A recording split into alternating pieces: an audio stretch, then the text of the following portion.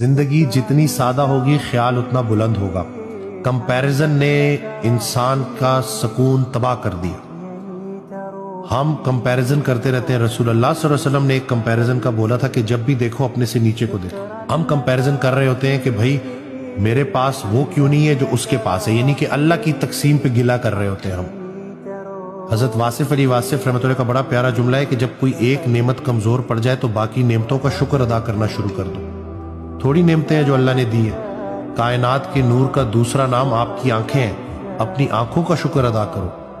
اس کائنات میں جتنی نعمتیں ہیں، جتنی رعنائیاں ہیں، آپ کے وجود کے دم سے ہیں، اپنے ہونے کا شکر ادا کرو۔ اور یہ جو ایک بات انہوں نے سمجھائی کہ غریب بھی سخی ہو سکتا ہے، وہ غریب سخی ہے جس کی امیر کے مال پر نظر نہیں ہے۔ ہمارا آج کا جو امیر ہے وہ بزدل ہے، غریب جو ہے وہ بد دل ہے۔